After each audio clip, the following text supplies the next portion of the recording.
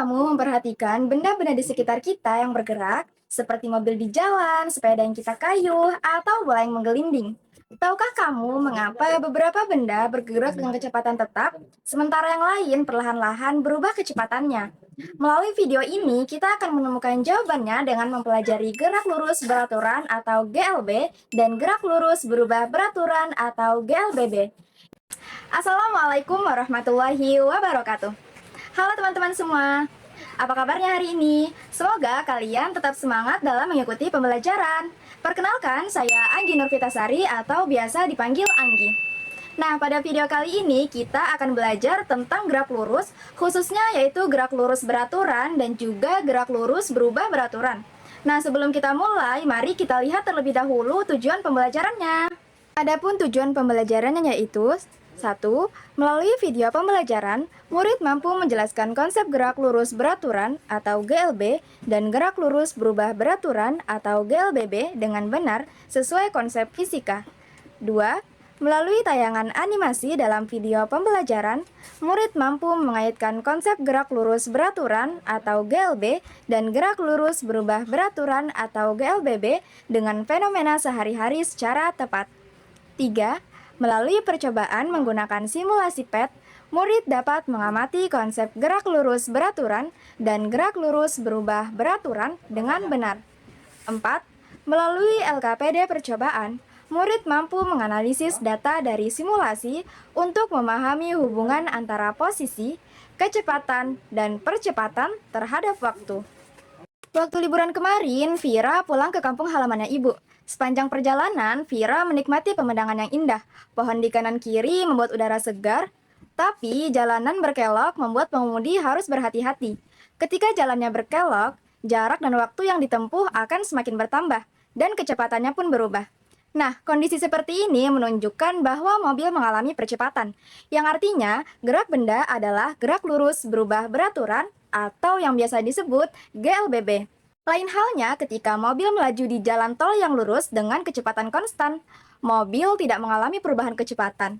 Pada kondisi ini, gerak yang dialami mobil adalah gerak lurus beraturan atau yang biasa disebut GLB.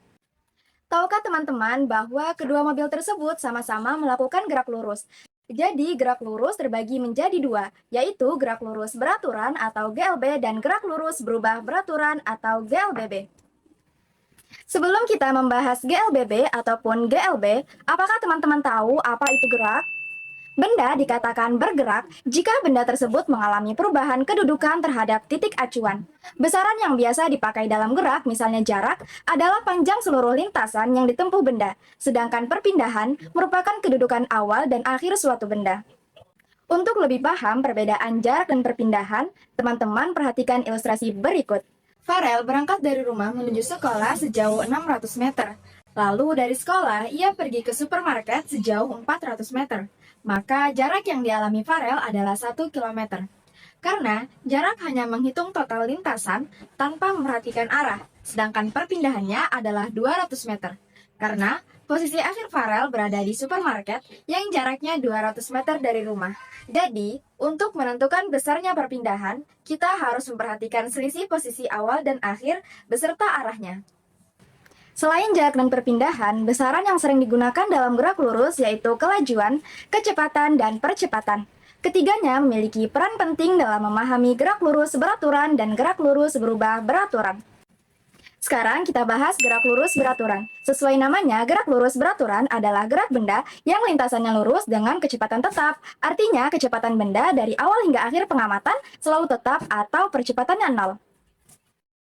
Besarnya kecepatan dituliskan dalam persamaan V sama dengan S dibagi T, dengan V adalah kecepatan satuannya meter per sekon, S adalah perpindahan satuannya meter, dan T adalah waktu dalam sekon. Nah, pada GLB ada dua jenis grafik. Yang pertama, grafik antara kecepatan terhadap waktu dapat ditunjukkan oleh grafik berikut, dan grafik jarak terhadap waktu dapat digambarkan pada grafik berikut ini. Untuk lebih paham tentang GLB, kita perhatikan video berikut ini ya.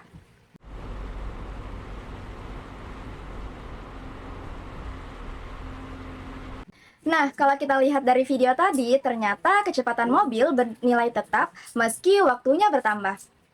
Fenomena GLB yang dapat kita jumpai dalam kehidupan sehari-hari misalnya kereta api yang melintas di jalur yang lurus dan mobil yang melaju di jalan tol dengan kecepatan konstan. Oke, selanjutnya kita akan membahas gerak lurus berubah beraturan atau GLBB. GLBB adalah gerak benda pada lintasan lurus dengan percepatan konstan. Artinya, gerak ini mengalami perubahan kecepatan secara teratur sehingga menimbulkan percepatan yang konstan. GLBB dibagi menjadi dua jenis. Yang pertama, GLBB dipercepat, yaitu gerak benda yang kecepatannya semakin bertambah karena memiliki percepatan yang bernilai positif. Dan yang kedua, yaitu GLBB diperlambat, ketika kecepatan benda semakin berkurang karena percepatan yang dimiliki bernilai negatif. Nah, biar teman-teman tambah paham, kita tonton animasi berikut. Saat pesepeda mulai menaiki tanjakan, terlihat bahwa kecepatannya semakin berkurang. Hal ini terjadi karena gaya gravitasi yang bekerja ke bawah menahan gerak sepeda. Akibatnya, sepeda bergerak dengan gerak lurus berubah beraturan atau GLBB diperlambat, yaitu ketika kecepatan berkurang secara teratur selama menaiki tanjakan. Sebaliknya, ketika sepeda mulai menuruni tanjakan, kecepatannya justru meningkat. Pada bagian ini, gaya gravitasi membantu gerak sepeda sehingga kecepatannya bertambah dari waktu ke waktu. Inilah contoh GLBB dipercepat, di mana sepeda mengalami percepatan positif yang membuat laju geraknya semakin cepat. Dari animasi tersebut, kita dapat melihat bahwa perubahan kemiringan jalan ternyata mempengaruhi percepatan dan kecepatan sepeda. Berikut ini persamaan gerak lurus berubah beraturan. Persamaan yang pertama yaitu Vt sama dengan V0 ditambah A dikali T. Persamaan yang kedua yaitu S sama dengan V0 dikali T ditambah setengah kali A kali T kuadrat. Dan yang terakhir adalah Vt kuadrat sama dengan V0 kuadrat ditambah 2 kali A kali S. Dengan Vt adalah kecepatan akhir dalam meter per sekon. V0 kecepatan awal juga dalam meter per sekon. A adalah percepatan, satuannya meter per sekon kuadrat, dan T adalah waktu dalam sekon, serta S merupakan jarak, satuannya meter. GLBB dapat digambarkan dengan 3 buah grafik.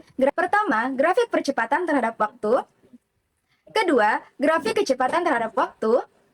Dan yang terakhir, grafik jarak terhadap waktu. Nah, untuk lebih paham tentang GLBB, kita perhatikan video berikut ini.